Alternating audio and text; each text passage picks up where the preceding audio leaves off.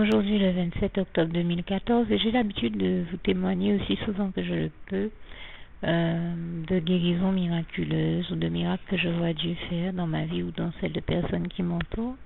Et ce matin, je discutais avec quelqu'un qui me disait comment une de nos connaissances lui parlait de Dieu en rendant grâce et gloire à Dieu pour l'avoir sauvé à maintes et maintes reprises et lui avoir épargné des accidents de moto graves. Et c'est quelqu'un dont je me rappelle que la compagne m'avait dit un jour, nous rentrions du travail pour aller à la maison et subitement, alors qu'il conduisait, il s'est mis à ne plus voir devant lui, et à avoir comme un coup de barre et un coup de fatigue en fait, comme un écran noir devant lui. Il ne voyait plus rien, résultat, il ne pouvait pas diriger le véhicule normalement et on est parti dans le décor, on s'est retrouvé, on a failli mourir, mais par la grâce de Dieu, Dieu a permis qu'on tombe quelque part où nous n'étions pas en danger, où il n'y avait pas une grande dénivellation, donc nous avons pu nous relever et nous n'avons été ni blessés ni morts, et vraiment toute la gloire en revient à Dieu. Et c'est quelqu'un qui, bizarrement, étrangement, vit très régulièrement ce genre de choses, même quand ce n'est pas lui qui conduit. Il suffit qu'il soit assis dans une voiture, que quelqu'un d'autre conduise, et bien la personne aussi ne comprend pas pourquoi, par moment, elle n'arrive plus à garder le contrôle du véhicule. Et ce que je comprends du cas de cette personne, c'est que c'est une forme d'attaque, c'est un biais par lequel l'ennemi l'attaque, parce que l'ennemi est celui qui cherche toujours à provoquer des accidents. Nous savons qu'il est celui qui aveugle aussi toute l'humanité, qui aveugle les gens pour les égarer, des fois pour les faire sortir de la bonne voie sur laquelle ils sont, pour les emmener dans la voie de la perdition. Eh bien, on peut en conclure que, à l'image de cette stratégie, il est aussi celui qui a aveuglé celui qui conduisait pour qu'il se retrouve à sortir du droit chemin de la bonne voie dans laquelle il était en train de conduire et tomber à côté dans un ravin parce qu'il ne voyait plus rien et qu'il se retrouve à partir dans le décor. C'est là encore une forme d'attaque de l'ennemi que j'ai vu aveugler les gens afin qu'ils fassent les pires accidents, et grâce et gloire sont rendues à Dieu qui chaque fois sauve leur vie et leur garde la vie sauve. Vraiment, je tenais à rendre grâce et gloire à Dieu pour ce type de cas extraordinaire, et puis préciser que c'est vous dire comment ça paraît anodin, mais je pense que les chrétiens vont très bien comprendre de quoi je parle, les chrétiens expérimentés, parce qu'ils savent et qu'ils se sont déjà rendus compte par la grâce de Dieu que c'est vraiment le diable qui, avec toute l'humanité, les trois quarts du temps pour générer les pires problèmes. Et donc, ça s'applique également aux accidents. Et ce qui est le pire, comme dans toute l'histoire de l'humanité, les trois quarts du temps, c'est le diable qui fait les pires choses. Et on se retrouve à entendre qu'un être humain se retrouve à être accusé alors que c'est le diable qui a commis l'acte qui mérite l'accusation et la condamnation. Et beaucoup d'êtres humains se retrouvent à être accusés à tort et condamnés à tort juste parce que, en réalité, c'est le diable qui a mal agi en eux et c'est le diable qui a agi ou les a amenés à agir comme ils l'ont fait. Et je dis que c'est terrible. Et c'est notamment terrible pour ceux qui, au lieu de choisir Dieu, font la bêtise de suivre le diable, parce que le diable est fait accuser, condamner les trois quarts du temps de ses propres méfaits. Et quand eux ils subissent ces condamnations-là, eh bien le diable il est très loin et personne ne soupçonne ou ne subodore qu'en réalité c'est lui le seul véritable coupable et condamnable pour tout ce qu'on reproche à certains êtres humains. Et en l'occurrence, et vous les entendez très souvent, on entend ça dans des histoires, dans des affaires juridiques ou dans les informations. On a du mal des fois à réellement analyser ce qui s'est passé dans certaines situations, parce que, bien entendu, les chrétiens auraient tenu compte de cette donne, du fait que le diable aveugle les gens, il les conduit à faire les pires choses. En tout cas, ils prennent en compte la réalité, les réalités spirituelles, et notamment la réalité du visible et de l'invisible, comme le passage d'Hébreux 11, verset 1 à 11 notamment, jusqu'au verset 3 en particulier, nous décrit bien la réalité du visible et de l'invisible. Mais bien entendu, je veux dire, quand il y a une affaire, on va tenir compte d'éléments palpables et non uniquement visibles et matériels, alors qu'il n'existe pas que le matériel, mais aussi le spirituel. Il y a des données matérielles, mais il y a à prendre en compte, bien entendu, mais il existe aussi des données spirituelles, et celles-là, personne ne les prend, puisque les 3/4 du temps, les gens n'ont pas conscience des réalités spirituelles et de l'existence du diable. Et l'existence réelle du diable. Et pour ceux qui seraient encore, qui m'écoutent parler, qui seraient encore en train d'en douter, n'hésitez pas à ouvrir vos Bibles en Jean 10, verset 10 et en Jean 8, verset 41 à 47. Vous allez voir comment le Seigneur Jésus nous avertit de la réalité de son existence là encore. Et donc, combien de fois dans l'histoire de l'humanité j'ai vu que voilà, comment des gens se retrouvent dans des embroglios, dans des histoires pas possibles et des problèmes d'une grande gravité, et ils se disent mais qu'est-ce que j'ai fait pour mériter ça, pourquoi je vis ça, mais parce que tout simplement ils n'ont même pas conscience que c'est le diable qui leur procure tous ces problèmes-là. Et c'est des gens que vous entendez babiller après Dieu, être en colère, tempêter après Dieu, être fâché après Dieu, sans comprendre qu'en réalité le seul qui a généré leurs problèmes, ce n'est pas Dieu, puisque Dieu est celui qui apporte toujours la solution à tous nos problèmes. Mais le seul qui génère des problèmes à toute l'humanité, c'est le diable et personne d'autre, et il en est le seul blâmable, coupable, irresponsable et condamnable. Et malheureusement, les 3/4 du temps, on passe à côté de cette réalité-là, et les gens se retrouvent, les autorités se retrouvent à condamner des êtres humains qui eux-mêmes vous disent mais je savais même pas que j'avais fait ça, je n'étais même pas conscient de ce que je faisais, parce que le diable profite de l'inconscience et de l'ignorance des gens pour les aveugler et les amener à faire les pires choses. Donc eux-mêmes ne se rendent même pas compte des fois de ce qu'ils ont fait, parce qu'ils étaient totalement sous l'emprise du diable et totalement omnibulés, manipulés, aveuglés par lui, et des fois ils ne cherchaient même pas à faire le mal. Il y en a qui font le mal sciemment, ceux-là ok, leur cas est différent, et nous savons que Dieu, qui est un Dieu juste, rétribuera tous ceux qui ont besoin de l'aide, puisque le Seigneur Jésus dit je viens et ma rétribution est avec moi, et je lui rends grâce et gloire pour ça. Parce qu'il y en a vraiment, je peux vous le dire, j'en ai déjà rencontré, qui eux ont choisi sciemment de faire le mal, qui font le mal sciemment et qui vous le disent. Mais donc ceux-là, oui, on comprend très bien que il est normal que Dieu Jésus va les réprimander et leur apporter la rétribution qu'ils méritent, puisque ils ont choisi délibérément de faire du mal aux autres, et ça, en la matière, ce n'est que justice, et l'Éternel, notre merveilleux Dieu d'amour, est juste, comme il est écrit en Ésaïe 30, verset 18. L'Éternel est un Dieu juste, heureux tous ceux qui espèrent en lui. Et vous avez aussi Ésaïe 5, verset 20 à 25, qui explique bien malheur à ceux qui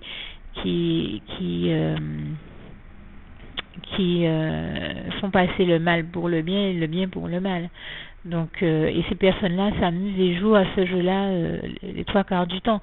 Ce sont des personnes, je vous assure, j'en ai rencontré vraiment dans ma vie, qui ont pris le temps de me dire que elles ont bien la connaissance du bien et du mal, elles savent très bien ce qui est bien et ce qui est mal, mais elles ont choisi de faire le mal. Elles savent très bien que Dieu existe, mais elles ont choisi de se détourner de Dieu pour sciemment servir le diable et la cause du mal, au lieu de servir Dieu et la cause du bien. À partir de là, quand elles vont avoir la rétribution de leurs actes, il faudra que ces personnes-là assument les conséquences de leurs actes. Il faudra le comprendre, puisque il est écrit en Romains 14, verset 12, chacun rendra compte à Dieu pour lui-même. Il faut savoir que, comme il est écrit aussi en Galates 6, verset 7, en tout cas verset 7 à 10, on ne se moque pas de Dieu, et ce qu'un homme aura semé, il le récoltera aussi. Donc si ces personnes-là ont choisi de semer le mal, elles ne peuvent rien faire d'autre que de récolter le mal, c'est d'une grande évidence. Et c'est d'ailleurs pourquoi j'aime autant ce passage du psaume 62, verset 13, qui dit « À toi aussi, Seigneur, la bonté, car tu rends chacun selon ses œuvres, louange, honneur et gloire à toi, Éternel, mon Dieu, pour ça. » Parce que, je parle ainsi parce que j'ai vu des personnes sous mes yeux faire trop de mal et à des innocents, à des enfants, et en plus vanter du mal qu'ils font. Alors, quand des personnes comme ça, Dieu les attrape et les traite, on ne peut que dire gloire à Dieu. Gloire à Dieu, parce que Dieu ne peut pas réserver des bénédictions et un traitement heureux et une fin heureuse et positive à ces personnes-là, alors que d'autres personnes se battent pour faire le bien, sont toujours en train de faire de leur mieux pour faire le bien, s'efforcent de faire le bien même quand elles sont malades ou dans les pires circonstances, alors que et qu'elles n'ont rien, alors que ces personnes-là, elles, à leur tour, ont tout ce qu'il leur faut. Les trois quarts du temps même sont riches, voire très riches, puisque ce sont des personnes qui, comme me disait un jour quelqu'un que je connais, ont fait les pires choses pour devenir riches, n'ont pas eu de scrupules à tout faire pour aller chercher l'argent là où il était, mais ont bien entendu acquis leur richesse par des moyens malhonnêtes. Et il faut savoir que ce n'est pas de Dieu et que richesse bien mal acquise ne profite jamais, comme on peut le comprendre. Donc, je veux dire, soyons très clairs,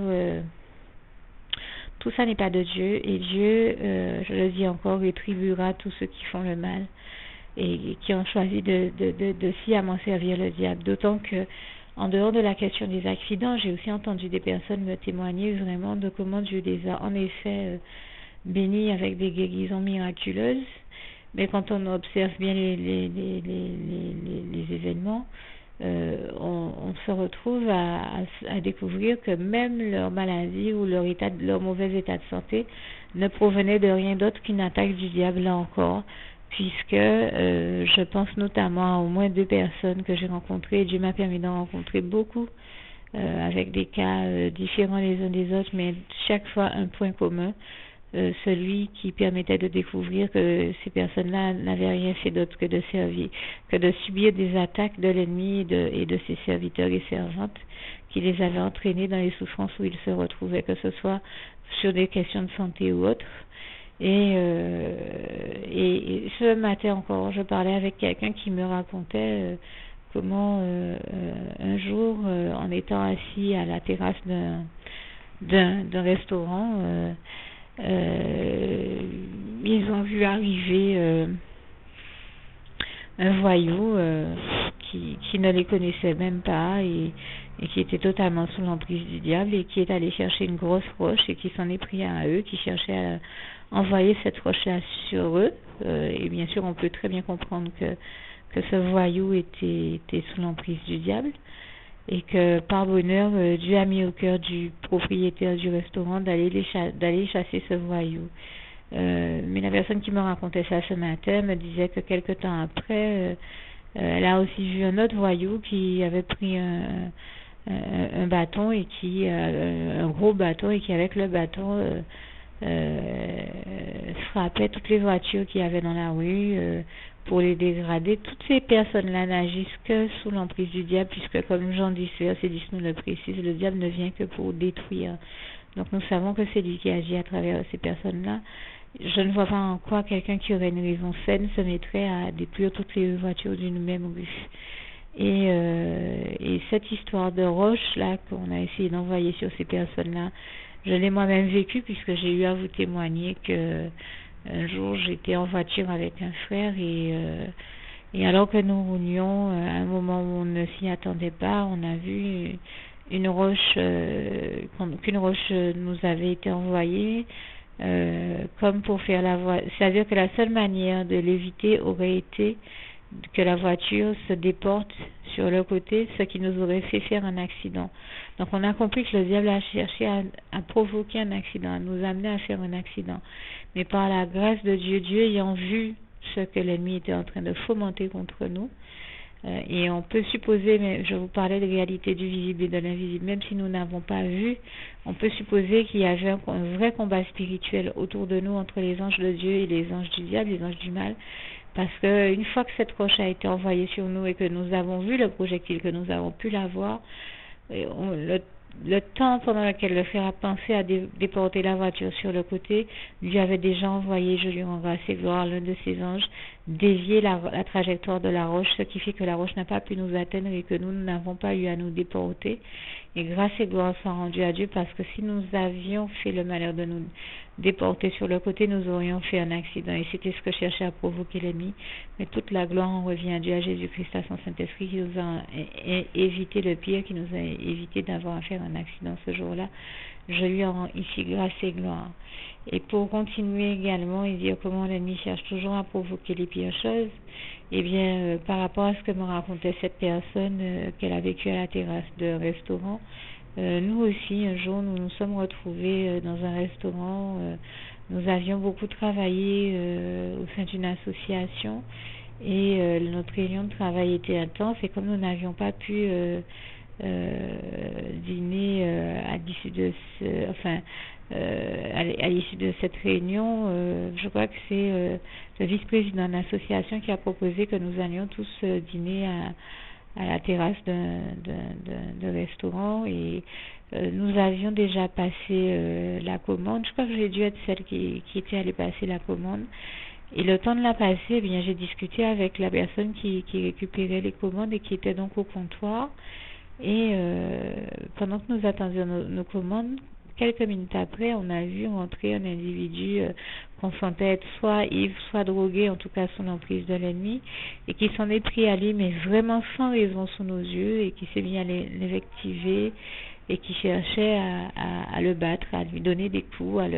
Je pense qu'il a eu le temps de lui donner un coup de poing, mais plusieurs personnes ont réagi, se sont interposées et ont maîtrisé cet homme qui était de plus en plus violent et qui cherchait à lui donner un coup de roche aussi, je crois, ou je sais plus trop quoi.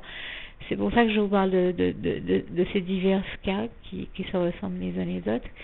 Mais vraiment, Dieu lui a fait grâce et Dieu a fait, quand vous voyez comme ça des personnes qui arrivent et qui chassent un malotru, un voyou, c'est vraiment Dieu qui fait de toute manière ses anges, et en particulier l'ange de l'Éternel, l'ange en chef, chasser l'ennemi à travers ces personnes-là. Il utilise ces personnes-là pour chasser l'ennemi et arrêter son œuvre négative et néfaste, parce que si à ce moment-là, ce voyou-là n'avait pas été arrêté, il aurait pu tuer l'autre. Il était vraiment dans une rage folle. On a vu que ça se serait dégradé très gravement. Et j'ai dit, louange, honneur et gloire à toi, Seigneur Jésus. Merci éternel mon Dieu, merci Jésus d'amour, merci Saint-Esprit d'avoir sauvé cet homme. Et pour le réconforter, je suis allée le voir un peu après. Je ne le connaissais pas, mais nous avions eu une discussion. Il m'avait plutôt été sympathique au comptoir. Donc, j'ai voulu le réconforter, lui discuter un peu avec lui, lui dire quelques mots d'encouragement. Et quand j'ai eu fini, je lui ai dit, vous savez que c'est le Seigneur Jésus qui vous a sauvé la vie encore ce soir, qui a envoyé ses anges et qui a mis au cœur de ces personnes de se lever pour s'interposer afin d'éviter que la bagarre qu'avait provoqué ce voyou ne dégénère plus.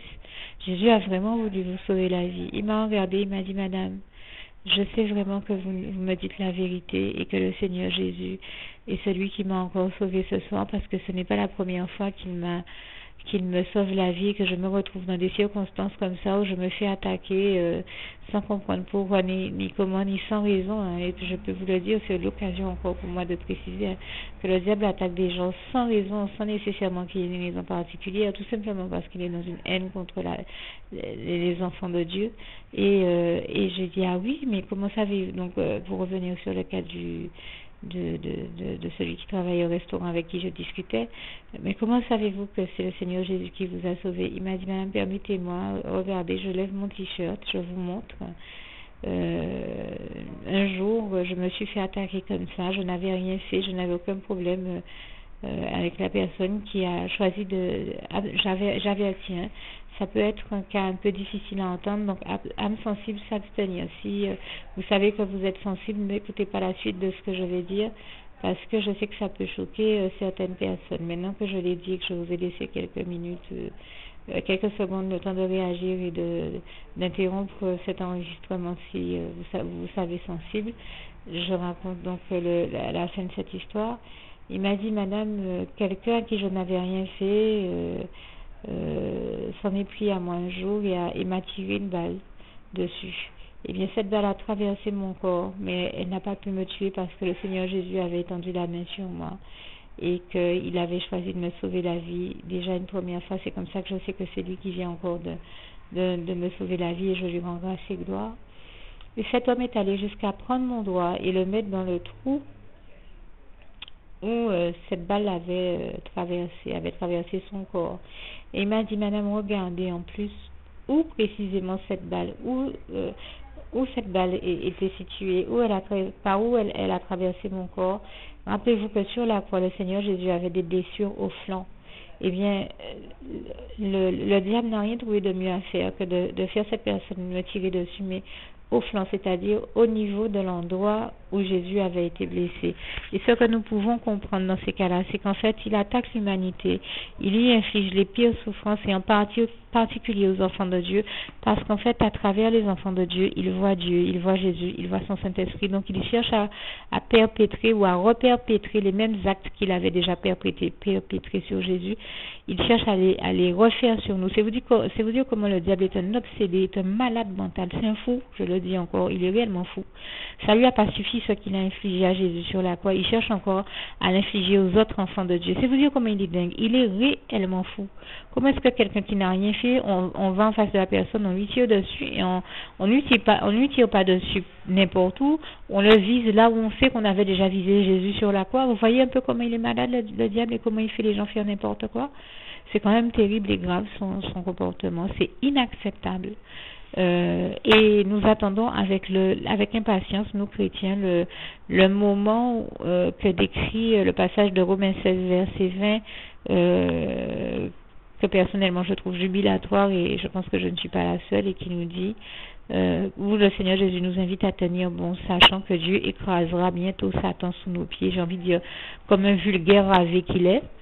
Et toute la gloire en revient à Dieu, à Jésus, à son Saint-Esprit. Nous attendons ce moment-là avec impatience et nous te louons déjà, Seigneur, pour l'arrivée de ce moment-là, parce que nous n'en pouvons plus de voir le diable commettre les pires actes et faire des pires méfaits, attaquer machinalement, viscéralement l'humanité et attaquer surtout. Nous sommes des êtres humains, nous avons de l'humanité, nous avons un cœur, de l'humanité aussi, mais nous avons un cœur qui veut que, en tant qu'être humain, nous ne supportons pas de voir d'autres êtres humains souffrir.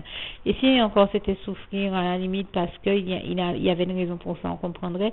Mais je vous le dis encore, le diable attaque les gens sans raison, juste parce qu'il est enragé, jaloux de Jésus, et dès qu'il voit Jésus vivre à travers nous, eh bien c'est nous encore qui l'attaquons. Par contre, la gloire de Dieu dans tout ça, c'est que Dieu l'attend au tournant et qu'il va être traité à la mesure de la gravité de ses actes lui aussi. Dieu nous fera justice et nous nous attendons à ça et nous rendons déjà grâce et gloire à Dieu, parce qu'il est quand même inadmissible que le diable attaque autant l'œuvre de Dieu et autant l'humanité, les animaux et tout ce que nous le voyons faire. Il est vraiment grave, dangereux, c'est un individu dangereux, il est fou. Et moi j'invite tous ceux qui ont des raisons saines à ne surtout pas le suivre, mais à choisir plutôt de suivre Dieu, Jésus-Christ et son Saint-Esprit, et de marquer leur volonté de le suivre, eh bien, en commençant par faire la prière qui justement sera à la fin de ce document, que je vais rajouter à la fin de ce document, et qui vous permet de faire le premier pas vers Dieu et donc aussi vers le paradis. Je vous exhorte vraiment, je vous invite vraiment à faire cette prière et même à ne surtout pas aller vous coucher sans l'avoir faite et sans l'avoir donc dite à haute voix. Et puis dès que vous pourrez, n'hésitez pas à la partager avec toutes les personnes que vous aimez, tous vos bien-aimés. Le Seigneur vous en bénira en retour. J'ai cité ces cas-là, mais je précise également aussi que j'ai vu d'autres cas encore plus graves, tels que le cas d'une Américaine qui me donnait son témoignage et qui, quand je suis arrivée aux États-Unis, fait partie de ceux qui m'ont ouvert la porte et accueilli. Et quelle ne fut pas ma surprise de voir qu'elle avait exactement la même cicatrice que ma mère, à savoir une cicatrice qui part du creux de la gorge pour arriver sous le nombril. Et je savais comment ma mère s'était retrouvée à avoir cette cicatrice pour des raisons de santé, mais comme celle qui était en face de moi, je ne la connaissais pas et que je ne savais pas ce qu'il avait mise dans cet état, elle m'a dit, elle m'a raconté son histoire, et je le dis là encore, âme encore plus sensible, s'abstenir vraiment, parce que c'est un cas un cas hard. Je sais que quand je l'ai raconté à d'autres personnes, parmi elles, il y en a une qui s'est mise à pleurer. Donc, je ne vous souhaite, je ne veux pas vous voir malheureux, moi non plus. Je sais que Dieu veut vous voir heureux et épanoui comme, et en bonne santé. Donc, je veux dire que si mon Dieu veut vous voir heureux et épanoui, je ne peux pas vous souhaiter de vivre le contraire de cette réalité-là qui est du fait de la volonté de Dieu et toute la gloire lui en revient. Et donc, très concrètement, cette femme qui m'a accueillie aux États-Unis et qui avait la même cicatrice que celle que ma mère, mais ma mère l'a eu après une intervention chirurgicale parce qu'elle avait un problème cardiaque, mais dans le cas de cette Américaine, à la base, elle n'avait aucun problème et elle marchait dans la rue toute joyeuse avec je ne sais plus trop qui. Et quelqu'un a dû lui demander son argent, ses bijoux, je ne sais pas trop quoi. Et en fait, comme elle n'en avait pas, elle a dû répondre honnêtement qu'elle n'en avait pas. En tout cas, je me rappelle qu'elle m'avait dit, je n'ai rien fait à ces gars-là, je n'y connais même pas. Ils sont sortis de là où ils sont sortis et ils ont pris un couteau, ils m'ont ouverte comme on ouvre un poisson, de la gorge jusqu'à là où tu vois ma cicatrice arriver. Je crois que c'était un peu sous le nombril, je ne me rappelle plus, un peu comme pour ma mère. Et là, le voyou lui a infligé de telles blessures, et donc le diable à travers lui, bien entendu, qu'elle s'est retrouvée à être à l'hôpital et gardée en observation pendant un long moment. Donc, je vous assure que le diable fait les pires choses, provoque les pires choses dans la vie des uns et des autres. Donc, ne suivez surtout pas le diable. Dites non au diable et à la tentation aussi souvent que vous le pouvez, afin de pouvoir rester dans l'amour de Dieu, de Jésus et de son Saint-Esprit. Alors, vraiment, je vous encourage et vous exhorte à persévérer dans votre marche par la foi avec Dieu Jésus-Christ et son Saint-Esprit, et à ne jamais vous détourner de Dieu, jamais dire non à Dieu, toujours dire oui à Dieu, à Jésus, à son Saint-Esprit, parce que quand il nous demande de faire quelque chose, c'est forcément pour notre bien et pour le grand bien de tous, puisque Dieu agit toujours pour le plus grand bien de tous. Et vraiment toute la gloire revient à Dieu, à Jésus et à son Saint-Esprit, à qui je rends grâce et gloire aussi pour toutes ces merveilles de miracles de guérison, puisque la sœur dont je vous parle, entre autres choses, était tellement malade, à plat et en souffrance, que il a fallu que le Seigneur Jésus la restaure sa vie. Et quelques mois plus tard, nous avons vu que Jésus l'a totalement changé et a vraiment restauré sa vie. Et je tenais vraiment là aussi à remercier particulièrement le Seigneur Jésus pour la beauté, l'immensité et l'intensité de son œuvre d'amour. Vraiment toute la gloire revient à Dieu, à Jésus, à son Saint-Esprit, que j'ai aussi vu là-bas aux États-Unis comme ici, restaurer de nombreuses vies et les reconstruire. Et vraiment toute la gloire revient à Dieu, à Jésus, à son Saint-Esprit. Merci Seigneur, je t'aime et nous t'aimons nous tous tes enfants.